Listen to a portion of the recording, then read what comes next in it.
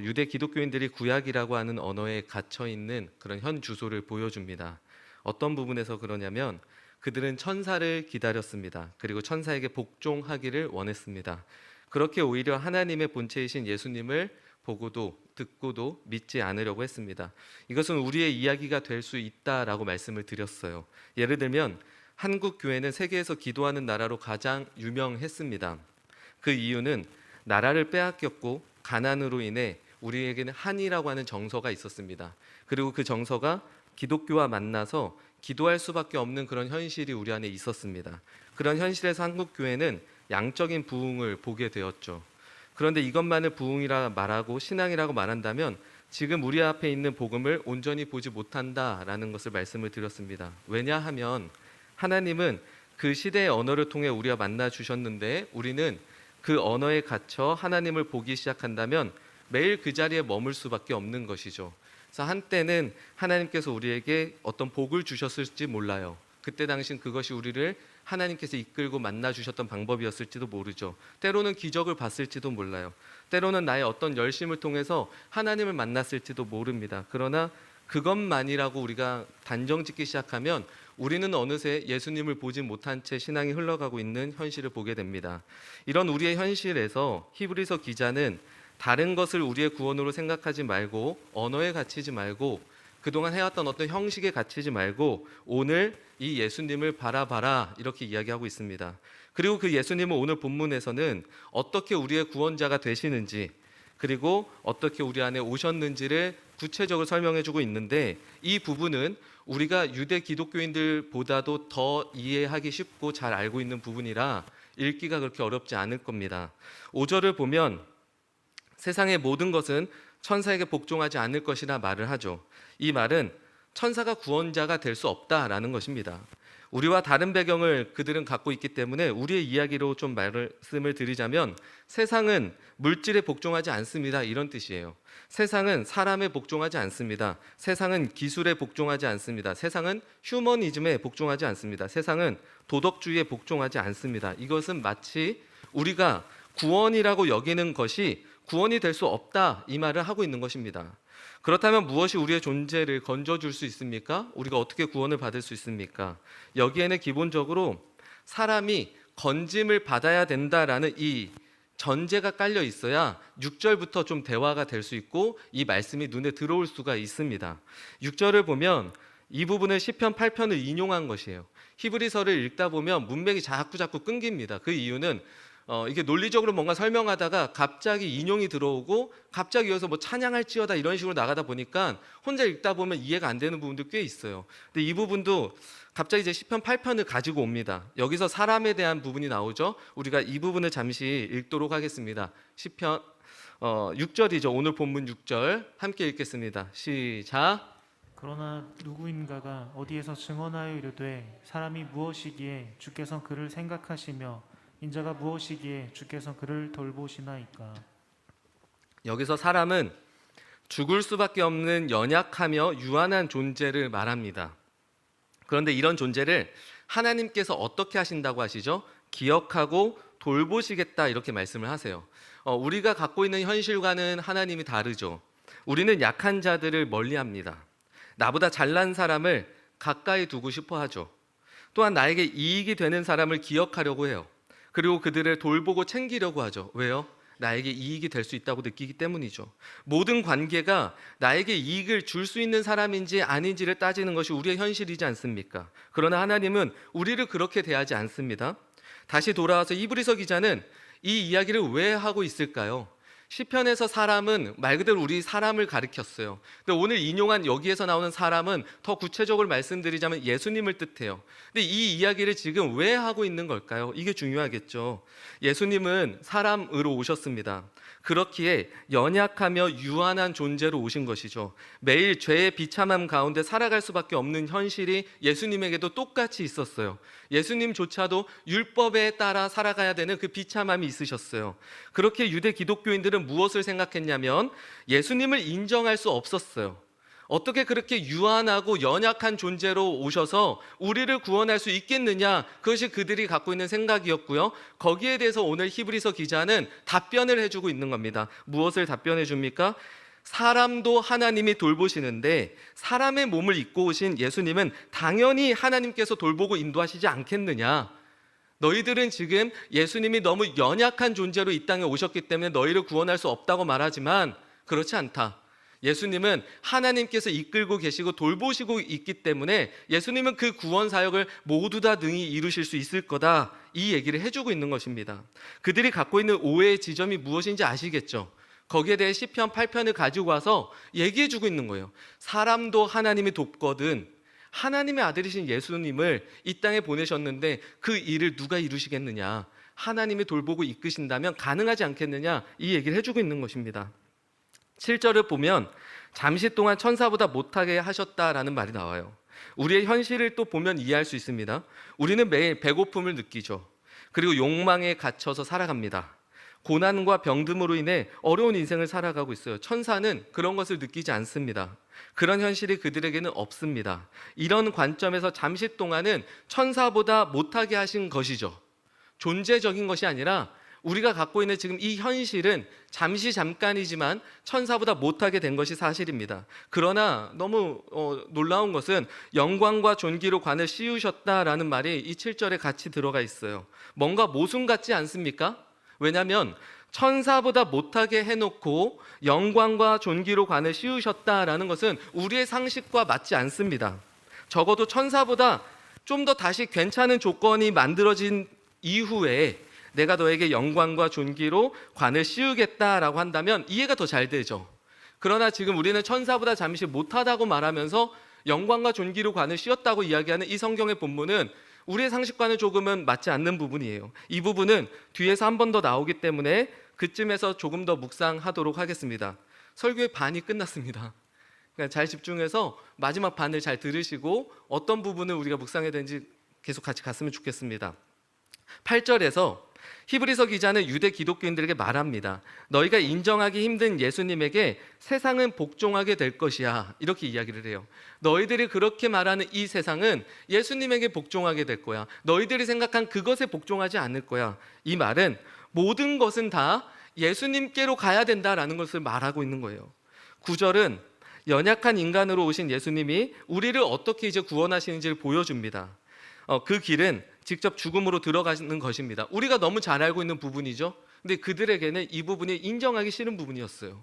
그래서 히브리서를 읽다 보면 그들의 관점, 그들의 언어에서 쓰여진 부분은 잘 안 들어오다가도 이제 우리의 언어에서 잘 이해가 되는 부분이 바로 오늘 이 부분이거든요. 예수님은 우리의 모든 것을 대신 치러 주셨죠. 세상은 그 죽음으로 이어지게 되는 고난의 길을 보며 거기에 무슨 영광이 있고 존귀가 있겠냐라고 말할 수 있어요.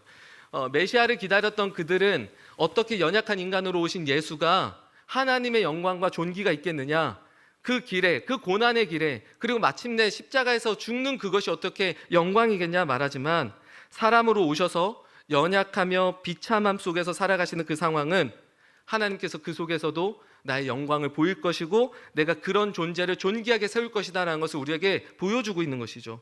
이것이 의미하는 바가 무엇입니까? 천사와 같은 신비적인 존재만 우리를 구원하며 영광을 갖게 하는 것이 아니라 연약한 우리의 인생에도 하나님께서는 영광과 존귀로 만드신다는 것을 예수님을 통해서 보여주는 것입니다. 우리의 인생이 얼마나 연약합니까? 근데 그 연약함 속에서도 하나님은 끝내 하나님의 영광을 보이실 것이고 우리가 존귀한 자라는 것을 하나님께서 만드신다 말씀하십니다. 어떤 상황에서도 하나님의 백성으로, 자녀로 살아가게 하시는 일이 하나님의 영광인 것이에요. 내 감정을 추스를 수 없고 내 마음을 도저히 먹을 수가 없고 내 의지를 모두 다 빼앗긴 그곳에서도 하나님은 우리로 하여금 하나님의 백성을 살아가게 하십니다. 그것이 하나님의 영광이지 않습니까? 그로 인해 우리는 존귀한 자로 이 땅을 그래도 세워지며 살아가게 되는 것이죠. 히브리서는 이런 예수님을 보라 이렇게 이야기를 해요. 본다는 것이 무엇입니까? 그곳에 마음을 두라는 것이에요. 살피라는 뜻입니다. 10절을 보면 계속 비슷한 맥락입니다. 위에서 얘기한 예수님이 우리 인생의 진정한 구원자라는 것을 또 계속해서 설명하고 있어요. 그리고 그 구원의 방식은 히브리 사람들이 생각한 그런 신비가 아닌 고난이라고 말을 합니다. 이 말을 우리에게 적용하면 무슨 의미로 받아들일 수 있을까요? 예수님은 고난의 길을 걸어가며 우리의 모든 현실을 겪으셨고 우리의 현실을 다 아신다라는 것을 말하는 거예요. 그리고 그곳에서도 온전히 세워질 수 있어, 이것을 우리에게 보여주신 것이죠. 이것이 성육신입니다. 우리의 그 연약한 현실, 죄로 살아갈 수밖에 없는 그 현실에서도 온전히 세워질 수 있어, 온전히 그 길을 걸어갈 수 있어, 이것을 예수님께서 우리에게 보여주셨어요. 예수님의 인생이 왜 그렇게 고난이 많았는지 아십니까? 우리의 현실을 보여주기 위함이죠. 우리의 현실이 그렇다라는 거예요. 그러나 그 고난 속에서도 끝내 하나님의 뜻을 이루며 갈 수 있다는 것을 예수님이 직접 우리에게 보여주신 것입니다. 그분이 우리에게 앞서 보여주셨던 것과 같이 그곳에서 우리도 하나님의 백성으로 그리고 온전히 빚어지고 세워질 수 있습니다. 세상은 고난을 통해 우리가 망할 것이라 말하지만 성경은 그 시간들을 통해 우리는 예수님과 같이 승리의 길로 갈 수 있다, 이렇게 말을 해요. 실제로 우리 인생에서 가장 추웠던 시절은 언제입니까?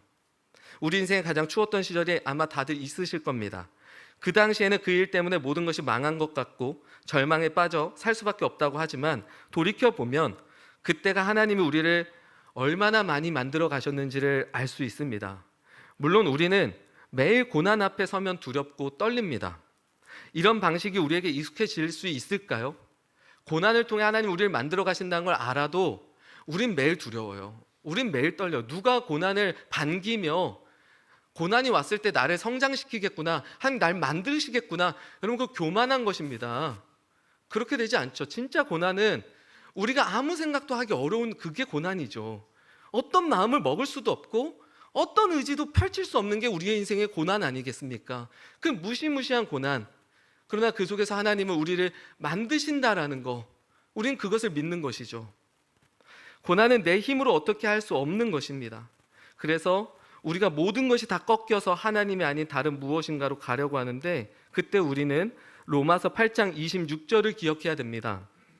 이 로마서 8장 26절을 보면 성령님은 우리의 연약함을 도우신다, 이런 말씀이 나와 있어요. 우리가 무엇을 기도해야 될지 모르는 그런 상황이 우리 안에 있죠. 우리가 평상시에는 뭘 기도해야 될지 대충 압니다. 대충 알아요. 하나님하고 나랑 요즘에 이게 좀 안 좋고 저게 좋고 저게 안 좋은 건 대충 알지 않습니까? 근데 언제 모르는 줄 아십니까? 너무 심하게 위기가 오면 하나님이고 뭐고 그런 것들, 뭐 기도고 뭐고 내가 뭘 해야 될지가 아예 안 떠올라요. 그때가 우리의 위기예요.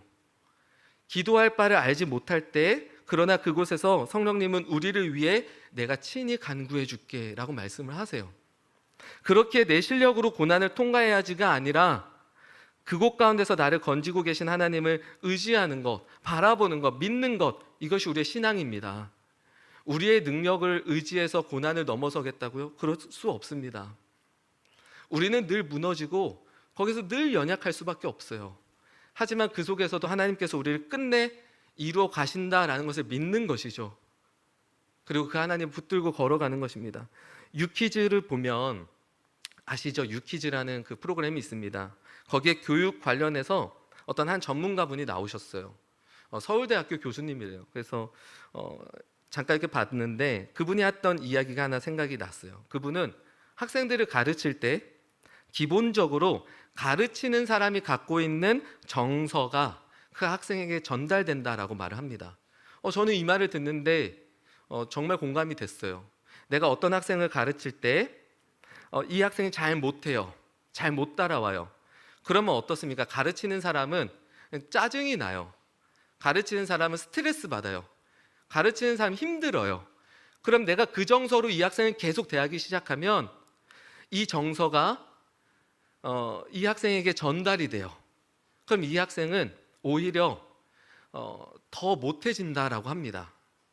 우리는 예전 시대 때 억압을 많이 받았죠. 강압적으로 무엇인가 시켜서 하는 것들을 너무 많이 당했어요.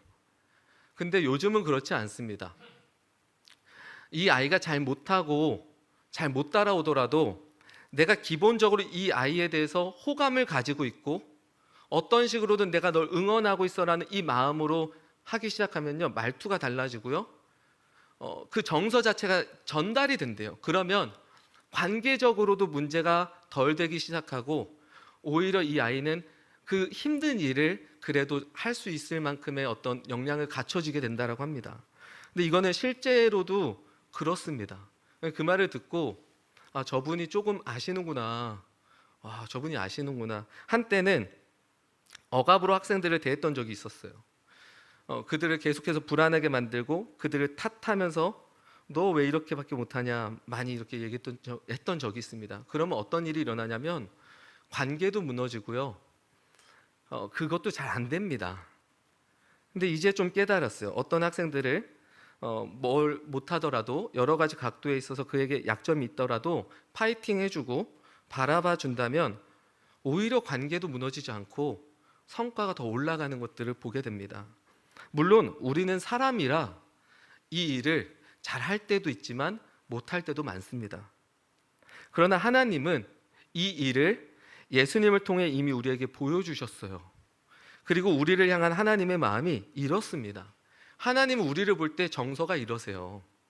너 왜 이렇게 못했어? 라는 정서를 갖고 계시지 않고 우리가 얼마나 약한지 알아요. 왜냐하면 이 땅에 오셨잖아요. 우리가 얼마나 그곳에서 고민할 수밖에 없고 매일같이 쓰러질 수밖에 없는지 아십니다. 거기에 대해서 하나님은 그래도 우리에게 격려하시고 그래도 내가 갔던 것처럼 너희들도 갈 수 있어 라고 물으세요. 예수님이 고난의 길을 걸으며 십자가에서 모든 것을 내어주셨고 그로 인해 거룩하게 하신 예수님 그리고 거룩하게 된 우리는 모두 한 가족이 된 것이에요. 이것이 11절입니다. 그들은 하나님의 가족이 되는 것, 하나님의 자녀가 되는 것, 백성이 되는 것은 아브라함의 혈통을 자꾸만 강조했었죠. 근데 히브리서 기자는 이렇게 말합니다.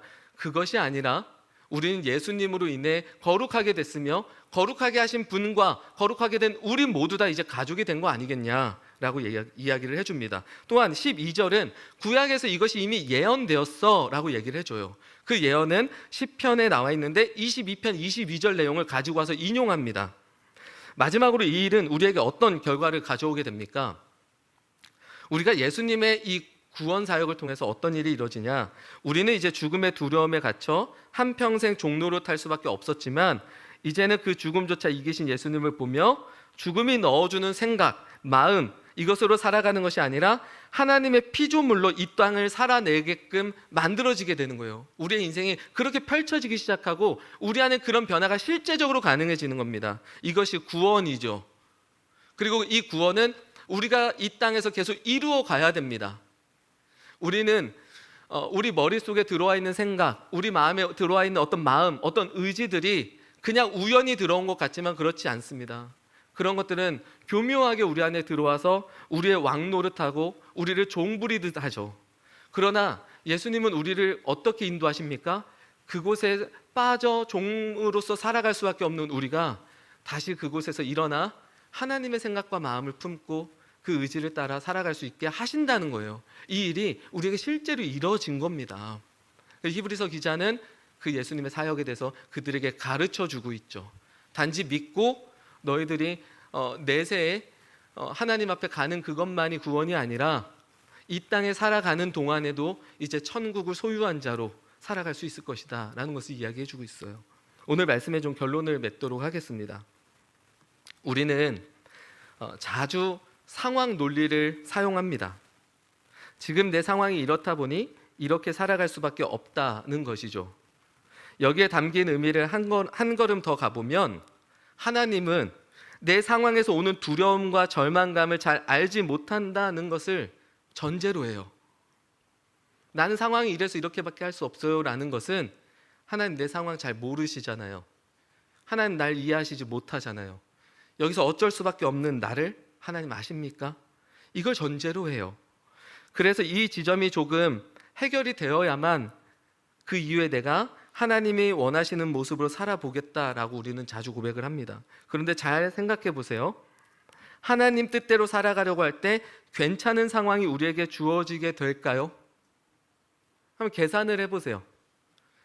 우리가 하나님의 뜻을 딱 붙들고 살아가려고 하면 모든 상황이 막 펼쳐질까요?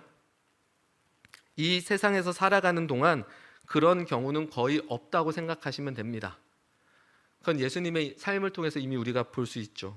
왜냐하면 이 세상은 이상한 곳이라 그래요. 이 세상이 정상입니까? 이 세상이 너무 정상처럼 느껴지고 익숙해지셨다면 조금 그곳에서 좀 나오시기를 바랍니다. 이 세상은 이상합니다. 이상하죠. 그래서 이 세상에 익숙해지는 것은 좋지 않습니다. 그렇다 보니 우리 안에 있는 어떠한 상황들은 절대로 주어지지 않습니다.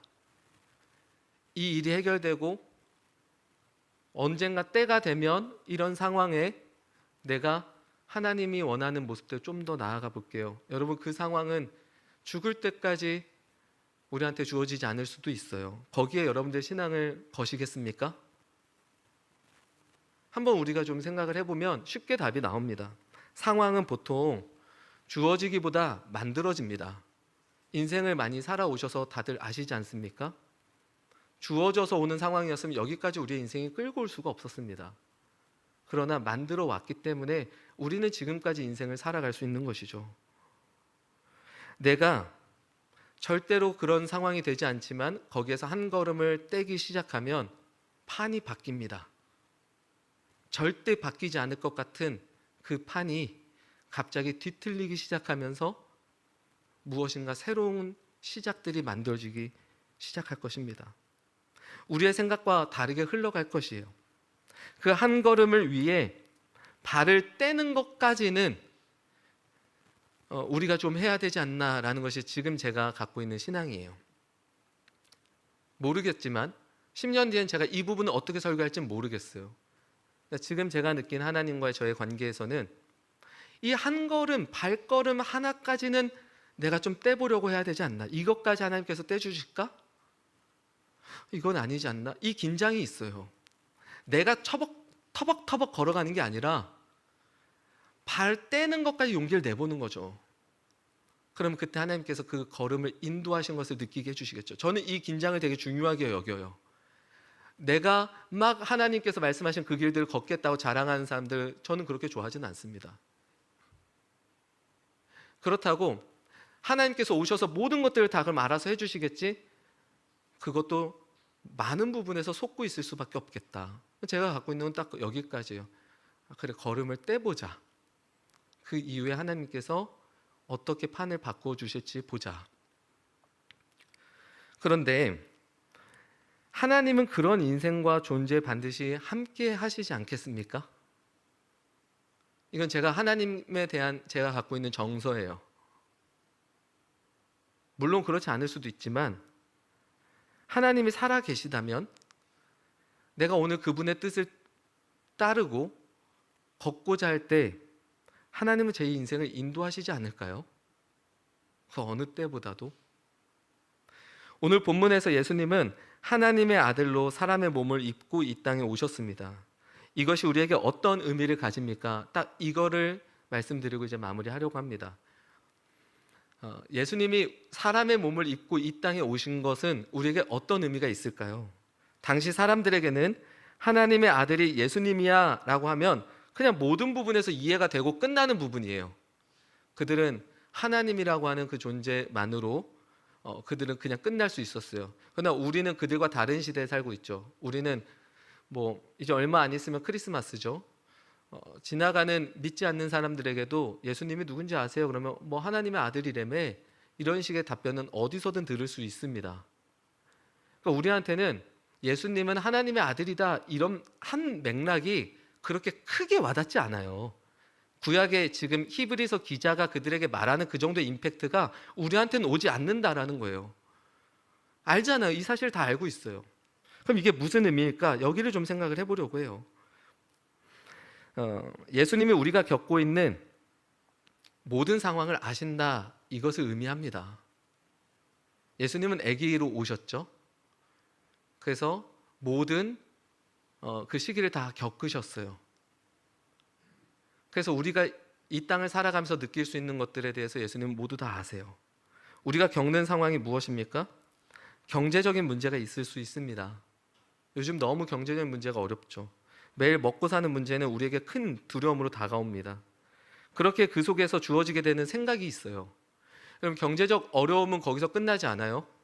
그 어려움은 반드시 우리의 생각과 마음과 의지를 파고듭니다. 그리고 아무 생각 없이 무엇인가 우리는 받아들이고 있어요.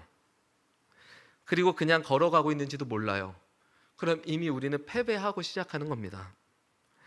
그런 상황은 이 경제적인 어려움이 우리한테 다가와서 예수를 믿을래 말래 이렇게 물어볼까요? 그렇게 순진하게 물어보지 않습니다. 교묘하고 나도 모르는 사이에 들어와 그 상황이 주는 생각과 마음대로 살아가게끔 만들어요. 그런 우리의 현실을 예수님은 모르실까요? 정말 잘 아세요. 예수님 경제적 어려움이 많았던 거 아시죠? 제자들은 매일 예수님 쫓아다니며 걱정은 그거밖에 없었어요. 도대체 예수님, 우리는 이제 먹을 게 다 떨어졌는데 무엇을 먹습니까? 가서 좀 찾아오거라. 제자들 얼마나 힘들었을까요? 예수님도 경제적 어려움이 있었습니다. 우리의 현실을 아세요. 우리가 거기서 어쩔 줄 몰라 하는 우리의 그 연약함을 아신다는 거예요. 그러나 그곳에서부터 우리가 온전히 세워지기를 응원하고 계세요. 격려하고 계시고, 그리고 그렇게 하실 거라고 말씀하세요. 경제적인 문제만 그렇습니까? 관계적인 문제도 그렇습니다. 우리가 살면 관계에서 오는 스트레스가 너무 세죠. 그래서 관계에서 오는 스트레스가 나의 정서를 모두 장악하고 있을 때가 있지 않습니까? 우리의 정서라는 게 어디에 있습니까? 요즘에 어떤 정서를 느끼면서 살아가고 계세요? 불안함입니까? 아니면 사람에 대한 스트레스입니까? 지금 관계적인 얘기를 하는 거기 때문에 관계에서 오는 스트레스가 우리한테는 엄청납니다. 그래서 그 관계적 스트레스로 내 모든 정서를 거기에 몰두해서 살아가고 있지는 않습니까? 그래서 매일 사람을 욕하는 것에 내 에너지를 모두 쏟고 살아가고 있지는 않습니까? 여기에 대해 해결하려고 하지는 않고 매일 그 정서에서 살아가게 된다면 이것 또한 우리는 하나님은 이거 모르십니다 라고 말한 것과 같아요. 하나님, 내가 지금 직장 상사에게, 아니면 뭐 우리 자식들에게, 아니면 내가 뭐 만나는 모든 사람들에게 오는 그 스트레스를 하나님은 모르십니다 라고 생각하기 때문에 이 문제를 갖고 하나님 앞에 나아가지 못하는 겁니다. 그리고 우리는 매일 누군가를 욕하는 것이 우리의 인생이 되었죠. 지금 그런 정서에 묶여 있다면 거기에서부터 예수님을 보시길 바랍니다. 예수님은 우리가 겪는 관계적 문제와 차원이 다른 상황 가운데서 온전히 하나님의 길을 걸어가셨고 그곳에만 집중하셨습니다. 우리의 정서를 지금 어디에 그렇게 많이 쓰고 계십니까? 그렇게 예수님은 우리의 관계적 문제에서 오는 여러 어려움들 충분히 아십니다. 그러나 그곳에서 매몰되어 살아가지 않고 하나님의 자녀로, 백성으로 살아가도록 우리에게 오늘도 말씀하실 겁니다. 이 외에도 여러 상황이 나의 모든 정서를 장악해서 진짜 우리가 갖고 가야 될 생각과 마음과 의지를 빼앗긴 채 살아가고 있지는 않은지 우리는 돌아봐야 됩니다. 오늘 본문에서 사람으로 오신 예수님이 갖는 의미가 무엇입니까? 그분은 우리의 모든 현실을 아십니다. 그렇기에 그 속에서 우리를 건질 수 있다는 믿음을 가지십시오. 그분이 우리를 건질 수 있습니다. 요즘 어떤 생각과 마음으로 살아가고 있습니까? 어떤 마음이 요즘 나의 안에 가득 채워져서 살아가고 있습니까? 어떤 생각으로 요즘은 가득 채워져서 살아가고 있습니까? 그 지점에서부터 하나님과 풀어가실 수 있기를 바랍니다. 하나님과 그런 문제들을 가지고 풀어가고 계십니까? 그곳에서 하나님께 우리의 모든 것을 맡기십시오. 그리고 오늘 우리에게 주어진 그 삶을 하나님 앞에 살아가실 수 있기를 바랍니다. 마지막으로 어떤 일을 해도 행복하지 않는 이유 중 가장 첫 번째가 이거라고 합니다. 할당받아서 하는 게 가장 어떤 일을 행복하지 않게 하는 거라고 해요. 그래서 공부는 할당하면요 재미가 없어져요. 대한민국의 수학을 누가 다 망쳤는지 말씀드렸나요? 어머니들입니다. 아이에게 모든 것을 할당해 주죠. 초등학교 때부터 시작해서 학원에 그냥 보내버립니다. 그럼 아이는 내 공부가 아니라 늘 누군가가 시키는 공부만 해서 할당되는 거예요. 여러분, 일을 해도 내가 전체적으로 어떤 일들을 해나가는지 모른 채 이거 하나만 하고 있으면요 재미없어요. 일은 언제 재밌는지 아세요? 내가 지금 하고 있는 게 어떤 의미가 있고 어떤 결과들이 만들어지고 무엇이 만들어질까가 알게 되면서 내가 다 끌고 가면요 그 일이 재밌어요. 신앙도 마찬가지예요. 제가 이 결론 부분에다가 몇 가지 더 썼는데 다 지웠어요. 신앙은 할당받아서 하는 게 아닙니다. 신앙은 여기 있는 설교자가 이렇게 하세요 이거 듣고 그냥 그대로 가서 하는 게 아니에요. 그러면 신앙이 정말 재미없어져요. 거기에 갇히시기 시작하면 신앙을 제대로 할 수 없어요. 오늘 말씀을 기억하시면서 하나님과 우리 성도님들 사이에 풀어가야 될 문제가 반드시 있을 겁니다. 그 부분을 가지고 하나님께 나아가셔서 푸세요.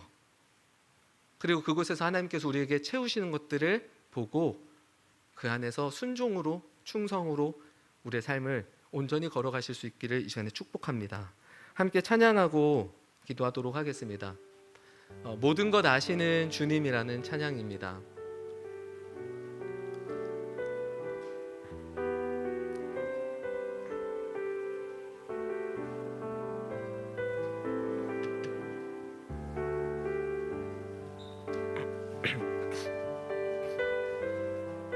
함께 고백하겠습니다. 모든 것 아시는 주님, 내 삶에 펼쳐진 계절도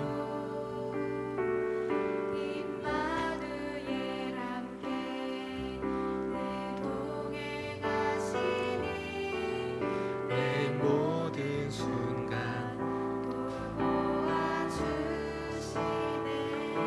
모든 것 창조하신 모든 것 창조하신 주님, 파도를 잠잠케 하시며 파도를 잠잠케 하신 주, 실수가 없으신 신실한 우리 그 하나님을 믿음으로 바라보며 나아갑시다. 풍성케 하시네. 그 하나님을 찬양할까요? 찬양해 온 우주 만물 다스리는 완전한 하나님, 그분만이 우리의 목자이십니다.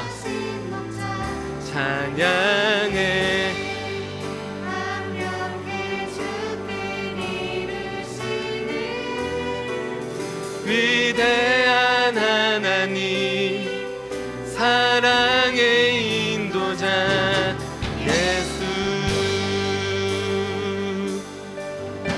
우리 처음부터 한 번 더 고백하겠습니다. 모든 것 아시는 주님, 모든 것 아시는 주님, 내 삶에 펼쳐진 계절도 내 삶에 펼쳐진 계절 누구보다 더 잘 아십니다.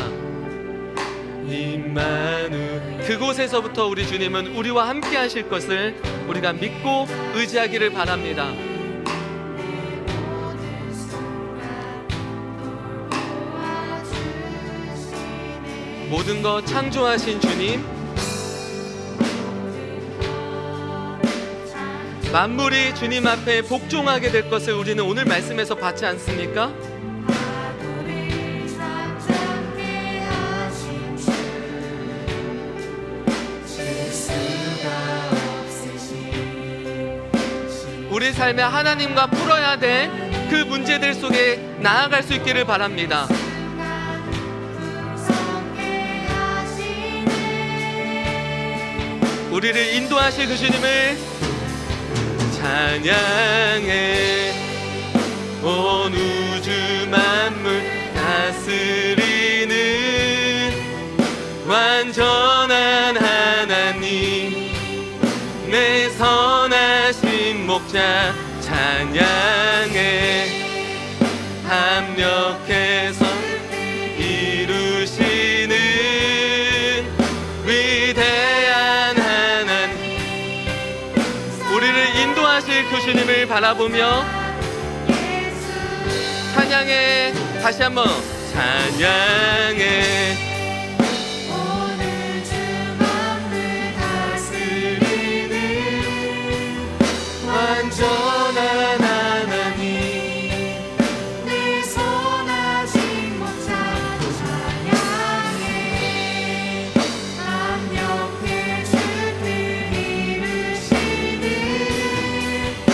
위대한 하나님, 우리 마지막으로 한 번 더 고백합시다. 사랑의 인도자 예수, 찬양해 찬양해 찬양해.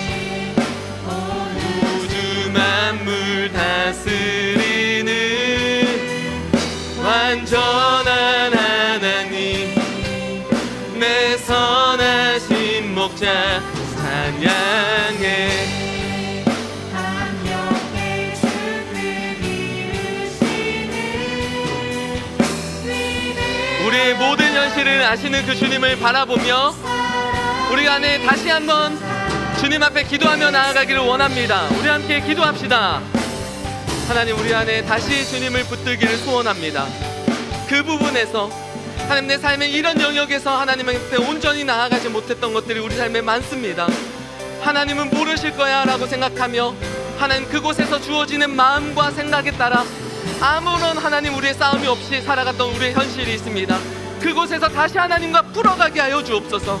하나님, 그곳에서 나를 오늘도 다시 세우시고 변화시키시고 그것을 넘어가게 하실 주님을 하나님 우리가 보게 하여 주시옵소서. 매우 두렵고 떨리며 그것이 아니면 안 될 것 같은 그 상황에서 하나님, 우리 오늘 담대하게 믿음을 주셔서 하나님의 자녀로, 하나님의 백성으로 하나님 그곳에서 주님을 붙들고 걸어가게 하여 주옵소서.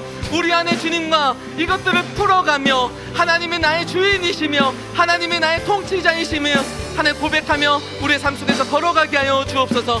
그래서 우리 안에 이 신앙이 주는 그 아름다움을 맛보며 하나님 앞에 살아가게 인도하여 주시옵소서.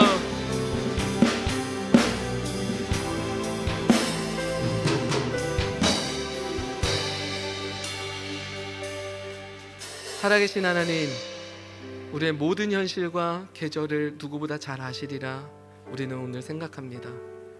때로는 하나님이 모르실 거야 라는 그런 생각 속에서 우리의 정욕대로, 우리의 마음대로, 우리의 생각대로 결정했던 지난 날들이 너무나 많습니다. 그러나 오늘 이곳에서 우리를 죽기까지 사랑하시어 그 길을 걸어가셔서 끝내 우리를 구원하신 그 예수님을 보기를 원합니다. 그동안 두렵고 절망하며 낙심해서 그곳에서 어떻게도 하나님 뜻대로 나아가고자 하지 못했던 우리의 그 현실에 오늘 주님과 그 부분을 가지고 다시 풀어가기를 원합니다. 그곳에서 다시 신앙으로 하나님 앞에 나아가기를 원합니다. 그 모든 계절에 하나님의 가장 따뜻한 사랑으로 우리를 맞아주시고 그곳에서 우리가 죽지 않음을 보게 하시고 그동안 죽음에 매여 종노릇하며 살아갔던 우리의 현실을 바꾸시고 하나님의 귀한 놀라운 삶을 이번 한 주간도 우리 가운데 허락하여 주옵소서. 멀리 이제 3개월 동안 태국으로 가는 우리의 동역자 김미란 집사님을 붙드시고 또 그곳에서 계속해서 사역하고 있는 황수영 집사님과 잘 연합해서 그곳에서 또한 하나님께서 모든 것들을 이루어 가신 것을 보게 하여 주옵소서. 또한 오고 가는 모든 발걸음 속에 우리 목사님을 지켜주시고 하나님의 놀라운 풍성한 사랑이 이번 겨울에도 우리의 가슴을 가장 따뜻하게 하는 것을 보게 하여 주옵소서. 이제 한 주간 남은 삶에서 우리의 가정의 모든 문제와 직장의 문제와 개인의 문제, 존재의 문제, 관계의 문제, 그 모든 곳에 주님을 우리가 붙들고 나아가게 하여 주옵소서. 그곳에서만 우리는 답을 찾을 수 있을 것을 오늘 다시 결단합니다. 주께서 인도하여 주옵소서. 이제는 우리 주 예수 그리스도의 은혜와 하나님의 다함 없는 사랑과 성령님의 교통 인자하심이 모든 것을 아시는 그 주님을 바라보며 붙들고 살아가게 될 입장제일교회 모든 성도들과 이 시간 예배드리는 모든 예배자들과 그의 가정과 직장과 또한 이 나라와 민족 위에 이제로부터 영원까지 함께 있을지어다. 아멘.